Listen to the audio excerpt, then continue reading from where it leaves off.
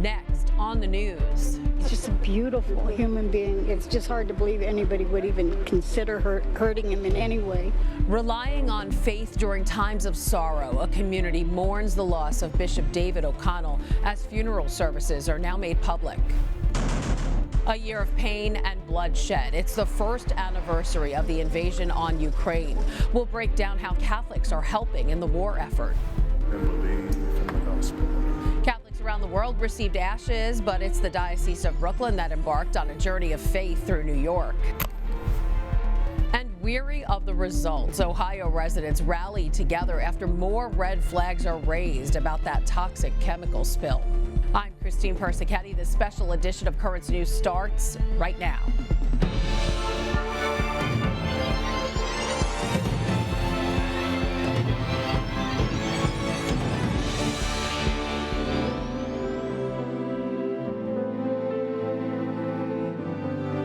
A peacemaker, a pastor, and a precious friend. I've been crying for the last 2 days knowing that he's no longer here. A church saying goodbye to Bishop David O'Connell, but still not understanding why.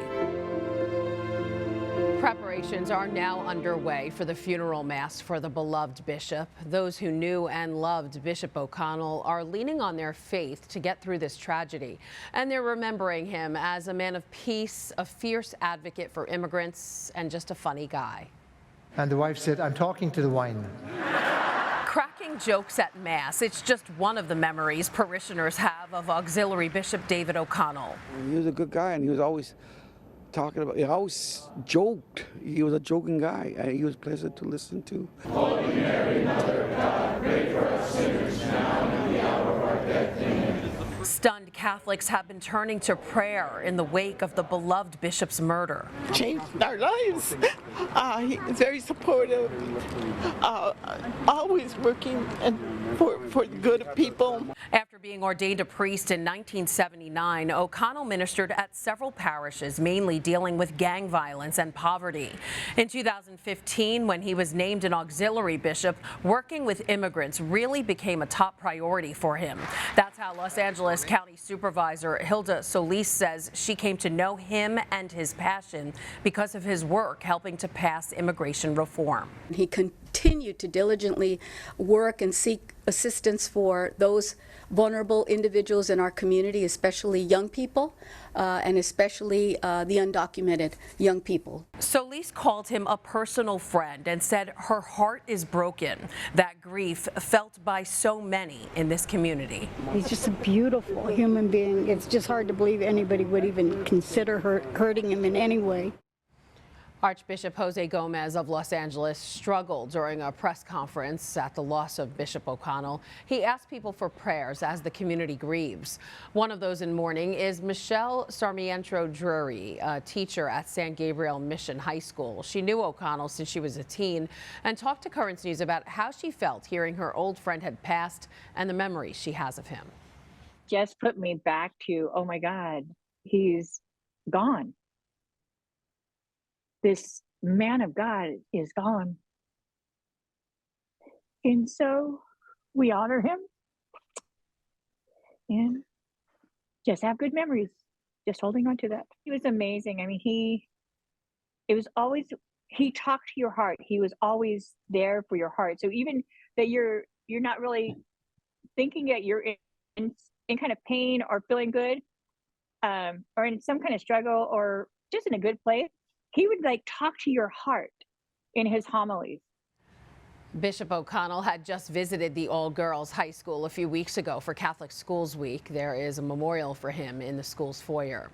The entire community is preparing for their final goodbye. The Archdiocese of Los Angeles has announced the funeral services for Auxiliary Bishop David O'Connell. A memorial mass will be held Wednesday, March 1st at St. John Vianney Catholic Church in Hacienda Heights. On Thursday, March 2nd, a public viewing will take place at the Cathedral of Our Lady of the Angels, and at the same location will be the funeral on Friday, March 3rd. A nighttime vigil on Thursday, and the funeral itself will be live streamed. Meanwhile, we're starting to get a clearer picture of what happened. The LA District Attorney confirmed that Carlos Medina, the husband of the bishop's housekeeper, gave a gruesome murder confession.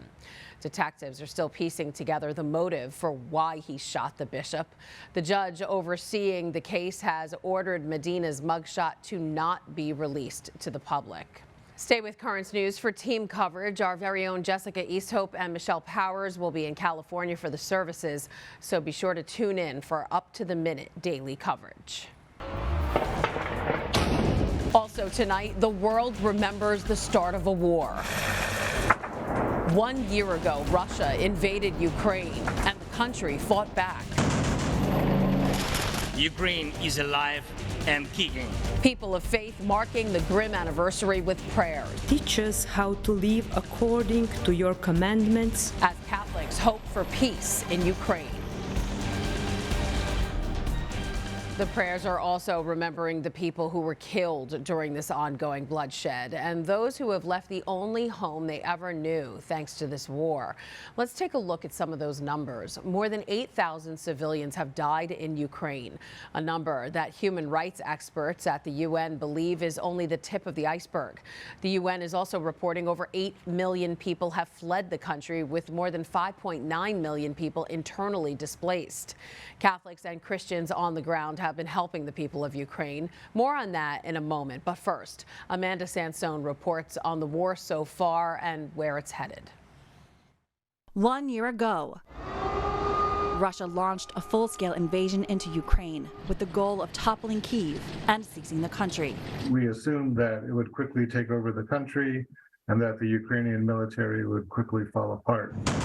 Yet Ukraine continues to defy expectations. Ukraine is alive and kicking. The losses immeasurable, thousands killed, millions forced from their homes, while some cities have been virtually wiped off the map. Russian troops also decimated, Western officials estimating the number killed or wounded to be nearly 200,000 in what has now become a war of attrition. This has been a failure for Putin all around. But Russian President Vladimir Putin is not retreating. Instead, the Kremlin is conscripting more troops and telegraphing a massive spring offensive, while blaming the West for escalating the conflict. He can't really lose a war in Ukraine that would really threaten his power at home. The United States and NATO allies are surging weapons to the front lines to bolster Ukraine's defenses. In a visit to Kyiv, President Joe Biden warning of what a Russian victory would mean for the world. This is so much larger than just Ukraine. It's about freedom and democracy in Europe. It's about freedom and democracy writ large. And assuring Ukraine, despite the long, difficult road ahead, Biden says the U.S. will remain steadfast in its support until the end. Freedom is priceless. It's worth fighting for as long as it takes. That was Amanda Sansone reporting. The Catholic relief organization Caritas has been on the ground in Ukraine, offering aid to over 5 million people since the invasion. In honor of the anniversary, Caritas live streamed a Stations of the Cross to pray for peace. The world watched the prayers straight from Kyiv. Each station was written by an employee of Caritas Spes Ukraine to reflect the tragedy of the war. The Holy Father marked the grim anniversary earlier in the week during his general audience Wednesday. Restiamo vicini al martoriato popolo ucraino che continua a soffrire e chiediamoci: è stato fatto tutto il possibile per fermare la guerra? Pope Francis has been advocating for peace between the two countries since the day after the invasion, when the Holy Father went to the Russian embassy in Rome to meet with the ambassador and express his concerns. 1 month later, the pontiff had a video call with Russian Patriarch Kirill to discuss peace. Throughout this past year, the Pope has repeatedly called for an end to the war. The Holy Father has also said he'd like to visit Ukraine and Russia, but will only do so if he can visit both. Hundreds also gathered at St. Patricks Cathedral to pray for peace ahead of the 1-year mark.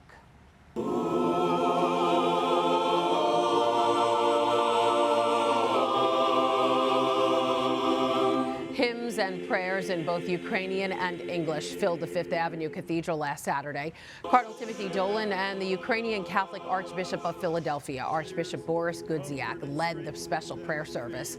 They were joined by Ukrainian soldiers who were wounded in the war. Prayers could be heard throughout the Diocese of Brooklyn, especially over the next month or so. On Ash Wednesday, parishioners embarked on a Lenten pilgrimage, which will take them on a tour of the diocese to strengthen their faith. Currents News' Jessica Easthope shows us. No need to book a flight or even pack a bag. But with this passport in hand, Catholics in the Diocese of Brooklyn have everything they need to embark on a journey of faith this Ash Wednesday. Stamp by stamp, the pilgrimage began. People at the Cathedral Basilica of St. James lined up, ready to take a passport and give of themselves. Maybe this will help open people's eyes again and make people realize what they've been missing. Laura Taylor has been a parishioner at St. James for more than 20 years, but this Ash Wednesday is unlike any other she's experienced. She arrived early to make sure she got her hands on one of these, a 40-day Lenten pilgrimage passport. Inside, a blank space for each stamp under 42 designated parishes. I'm hoping that with the pilgrimage that people will realize it's time to come home again and come back to the church. Parishioners can attend Mass, Eucharistic adoration, or confession at any of the parishes. The idea of a pilgrimage passport started with the National Eucharistic Revival and feedback that came from synod listening sessions as a chance to experience all the diocese has to offer. It's a cultural reflection, and our hope is by visiting all of these different parishes in the diocese, our church will grow in an understanding of who we are as God's holy people. Bishop Robert Brennan says the pilgrimage is a challenge for parishioners, a way of giving something up for Lent, exchanging your time for prayer. Together we walk with one another, but all of us together are walking with Jesus. And we're doing this in a very pointed way during the season of Lent as a reminder that Jesus is with us always. After parishioners received their ashes and got their passports, some began to plan their own Lenten journeys. My goal is to get to all 40. I think it's an awesome tool to evangelize and get people back into church. I'm going to hit definitely the 2 churches in Queens Deanery 5, and let's hope I can get to as many as possible. The pilgrimage ends on Wednesday, April 5th. Parishioners are encouraged to celebrate the Easter Triduum at their own parishes. Those who make it to 20 or more will receive a certificate from Bishop Brennan. In downtown Brooklyn, Jessica Easthope, Currents News. To learn more about the pilgrimage and get updates, just go to dioceseofbrooklyn.org/Lenten pilgrimage. There's a lot more news headed your way. A slow poisoning, residents of East Palestine, Ohio, living in fear after that toxic train derailment. Plus, their faith isn't the only thing that grew, how that Christian revival in Kentucky helped to revive the small town's economy. And meet the Mardi Gras queen, who's been attending the parades for decades.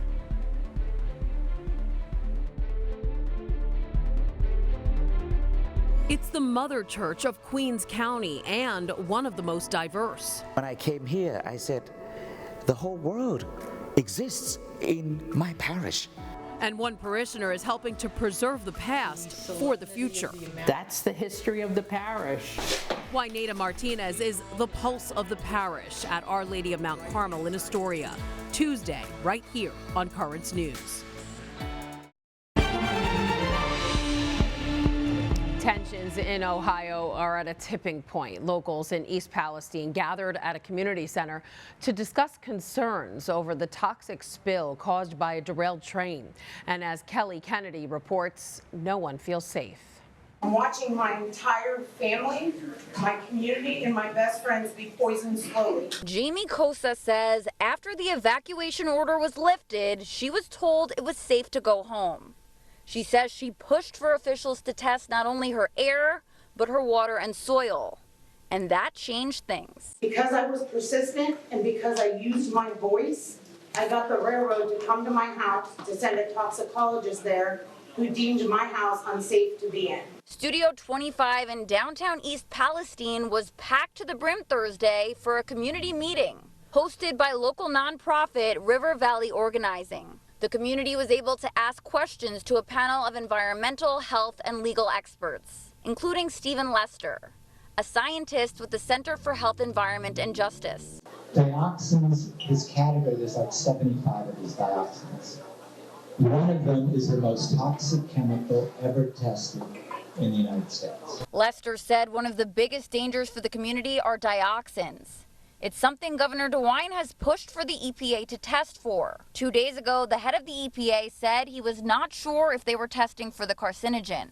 Retired Mahoning County hazmat chief says the controlled burn never should have happened. We call it the laboratory experiment from hell, because we basically dumped a ton of chemicals into a pit and burned them off. And as anybody that's been in chemistry, when you do that, you don't know what you're going to get. Some residents were at their breaking point, like this man here with his baby, who he doesn't know how to keep safe. I'm ready to throw everything out of my house. That was Kelly Kennedy reporting. The Ohio Department of Natural Resources estimates that over 43,000 animals within a 5-mile radius of the derailment site have died since the spill. As the community becomes increasingly nervous about drinking contaminated water, Father David Misbrenner of Our Lady of Lourdes in East Palestine and St. Jude's Catholic Church in nearby Columbiana says the scary part is the health consequences are still unknown. They're concerned. You know, in our own church, the parish church, we had it, it tested, the air quality was okay. And they say, that the water is okay to drink. But, inside you're thinking, it's too early to tell. He said the church has become a distribution center, giving out items like bottles of water, cleaning supplies, and diapers. Our Lady of Lourdes Church is accepting donations for the train derailment recovery and their Gift of Mary Fund. Just send a check to Our Lady of Lourdes Church at 180 7th Street in Columbiana, Ohio, and the zip code 44408. The nonstop service at a Kentucky college has finally ended. For more than 2 weeks, tens of thousands have flocked to Asbury University for a spiritual revival that has attracted the world's attention. The school officially stopped the service on Thursday, holding one last worship event that went well into the night. But as Andy Madison reports, students say this is only the beginning. More than 2 weeks of 24-hour worship. This spiritual revival at Asbury University grabbing the world's attention, causing thousands to flock to this small Kentucky town. It all started on the morning of February 8th, when students attended an ordinary chapel prayer that became extraordinary. George Dumaine was singing in the choir. And at the end of the service, students were dismissed. A few students lingered, and we had a really strong sense that we should continue to worship. And the more that we worship, the more that we can sense God's presence. Dumaine says after the first day, the right ingredients were present to keep the spiritual fire burning. And then God breathes his breath of life into a room. It will just self-sustain for as long as people remain humble, remain unified. The town of Wilmore is home to 6,000 people, but it was hosting 50 to 70,000 during the revival. Over the weekend, we worked very closely with the city of Wilmore and law enforcement agencies, and they were like, look, this is amazing, but we can't fit another car in Wilmore. The school decided to end the revival on Thursday, allowing students to return to their normal schedules and giving some relief to people in the community. But before the end, there was one final service. The school hosted the National Collegiate Day of Prayer, the packed chapel being joined by thousands online as students prayed and sang. The event was set up by Asbury 2 years ago, but what they didn't plan was the touching testimony of students who watched faith come alive on campus for weeks prior. I just saw a bunch of people jumping and praising God and just crying just because of like the joy and the freedom that the Spirit was just pouring down on us. A feeling from the Holy Spirit that students wish to continue. You know, some of you might be thinking this is like the grand finale or the last night of revival, but I just want to encourage you to think again, because this is the beginning, and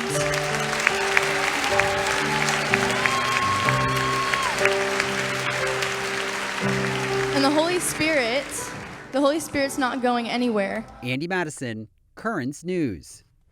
Still to come on Currents News. God is the oldest, and then Nanny, that's me. Insight from her nephew. There's no slowing down this 103-year-old who is not only a Mardi Gras staple, she's leading the community by example. Plus, the borough of Brooklyn may be over 1,000 miles from New Orleans, but that's not stopping these churchgoers from partying.